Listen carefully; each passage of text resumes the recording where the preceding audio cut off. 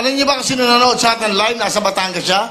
Walang iba kung mahal natin, the former governor, Congresswoman, Ma'am Vilma Santos. Pakita natin ka, yan. Tuloy, pakita natin yung mga tao. Hey! Bati kayo. Ang magiging governor po ng Batangas. Nanonood ng buong pamilya. At eto pa. Nung nawala ko sa Wawawi sa ABS, siya ang pumarit sa akin. Walang iba, magiging vice governor ng Batangas, Luis Lucky Manzano! Ako ay gwapo, gwapo, gwapo. Sobrang gwapo ko. Gwapo, gwapo. Ako ay sobrang gwapo, gwapo, gwapo. Ang gwapo, gwapo ko. Ako ay gwapo. Thank you very much, Ma'am Vilma. Ma'am, of course, Madam, ninang ko dati yan sa kasal. Eh, yun nga, nawalan nung, okay. Ayoko muna kumuha ng ninang. Ayoko nang pakasal, lagi na lang ako naloloko. Tama na, tama na. Ayan na naman, ayan na naman. Alam niyo ba ang luha? Tandaan niyo to. Eto, tandaan niyo. Sa bawat luha, makinig kayo sa bawat luha, pag natuyo, muta.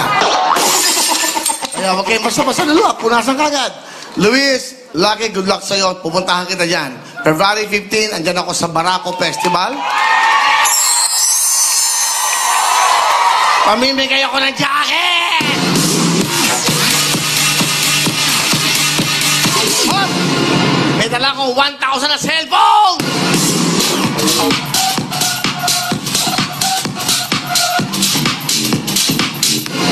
Wow, ang dami dito mga taga Batangas ngayon, napakaswerte.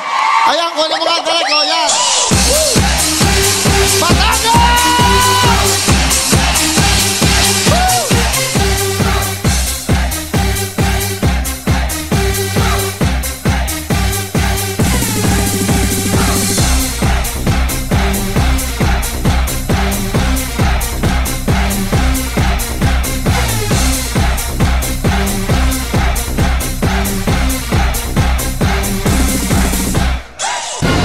Thank you very much, mga taga Batangas. Again, good luck sa iyo. See you, Luis Lucky Manzano, the man.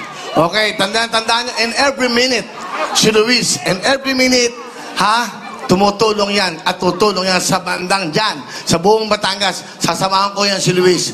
In every minuto, at pag ako ay kumbaga pinagkalooban ng Diyos na makaupo Senado, tutulungan ko ang Batangas ko. Ano ka na?